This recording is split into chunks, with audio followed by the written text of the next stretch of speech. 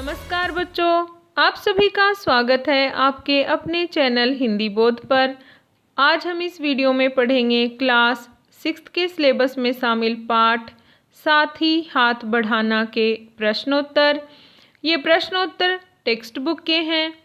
आपको इस वीडियो में प्रश्नों के लिखित उत्तर दिए जाएंगे, साथ ही भाषा की बात के प्रश्नोत्तर भी आप पढ़ेंगे। तो चलिए शुरू करते हैं हमारा ये वीडियो।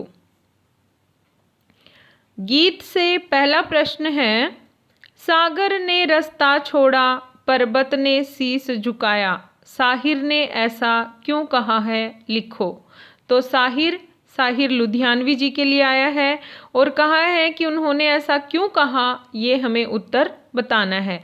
तो हमारा उत्तर है, गीतकार ने इस पंक्ति के माध्यम से मिलजुल कर कार्य करने को महत्व दिया है।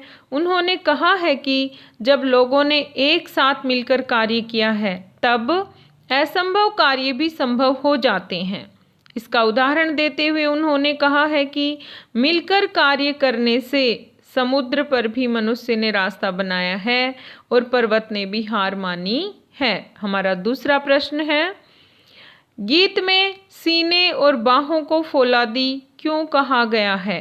तो उत्तर है हमारा, सीने और बाहों को फौलादी इसलिए कहा गया है क्योंकि हमारे इरादे मजबूत हैं, हमारे बाजुओं में अपार शक्ति है, हम ताकतवर हैं, हम बलवान हैं, किसी भी कार्य को हिम्मत के साथ कर लेते हैं, परेशानियों को देखकर घबराते नहीं हैं।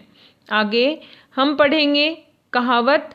जो आपके पाठ में 2 कहावत दी गई हैं उनका अर्थ समझेंगे और कहावत क्या है वो भी जानेंगे। तो सबसे पहले कहावत क्या है, आम बोलचाल में इस्तेमाल होने वाले उस वाक्यांश को कहते हैं जिसका संबंध किसी न किसी पौराणिक कहानी से जुड़ा हुआ होता है। कहावत को लोकोक्ति भी कहते हैं। इसमें जीवन का सत्य एवं अनुभव समाया होता है। ये स्वयं में एक पूर्ण वाक्य होती हैं। आपने कभी कभी सुना होगा कि अब पछतायत होत क्या जब चिड़िया चुग गई खेत, अर्थात समय बीत जाने के बाद पछताना व्यर्थ है। तो वही ऐसी जो आप सुनते हो बातें, वो कहावत उस समय प्रयोग की जाती है। ऐसी परिस्थिति में ये अनुभव के आधार पर कही गई या बनी हुई कहावतें हैं। आगे आपके पाठ में 2 कहावतें हैं। पहली हम कहावतों के अर्थ जानेंगे। अकेला चना भाड़ नहीं फोड़ सकता, ये कहावत है जिसका अर्थ क्या है, अकेला व्यक्ति मुश्किल काम नहीं कर सकता। देश से गरीबी हटाना अकेले तुम्हारे बस की नहीं है, क्योंकि अकेला चना भाड़ नहीं फोड़ सकता। तो यहाँ पर एक व्यक्ति मुश्किल कार्य को नहीं कर सकता ये बताया गया है और ऐसी स्थिति के लिए कहावत बनी हुई है, अकेला चना भाड़ नहीं फोड़ सकता। दूसरी कहावत है, एक और एक मिलकर 11 होते हैं, अर्थात एकता में शक्ति होती है। अकेला व्यक्ति कुछ नहीं कर सकता, सच है, एक और एक मिलकर 11 होते हैं। तो ये संगठन को महत्व देने के लिए, एकता को बल देने के लिए ये कहावत बनी है। अगला है मुहावरे, जिसमें सबसे पहले हम जानेंगे मुहावरा क्या है। तो मुहावरा एक ऐसा वाक्यांश या शब्द समूह है जो अपने शाब्दिक अर्थ को छोड़कर किसी विशेष अर्थ को प्रकट करता है। सामान्य अर्थ को छोड़कर एक दूसरा अर्थ वो बताता है। तो आपके पाठ्यक्रम में जो मुहावरे शामिल हैं उनका हम अर्थ और वाक्य भी बनाएंगे और अर्थ समझेंगे।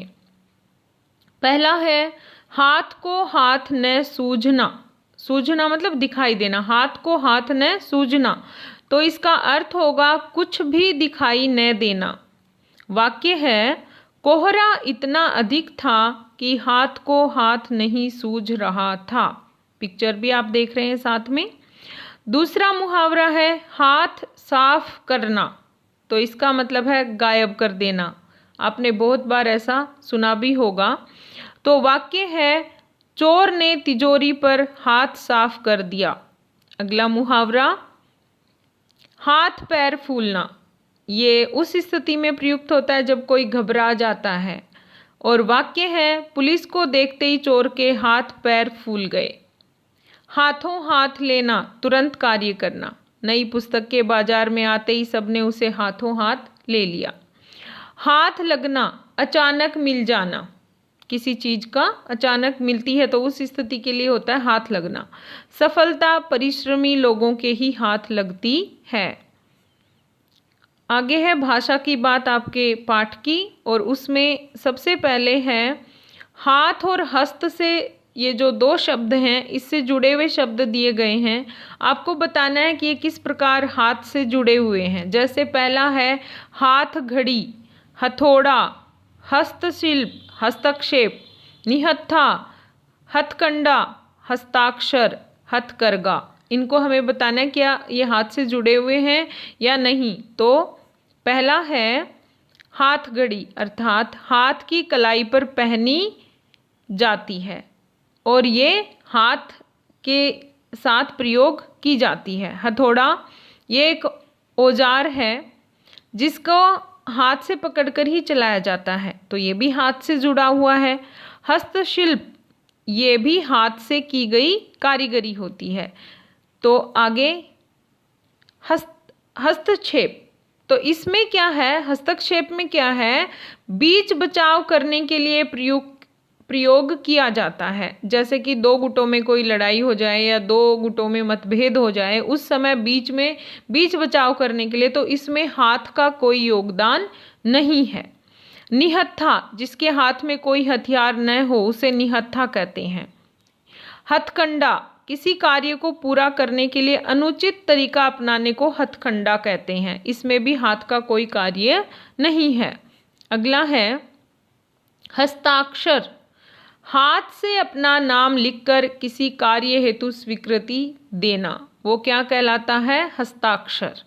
तो ये हाथ से जुड़ा हुआ है।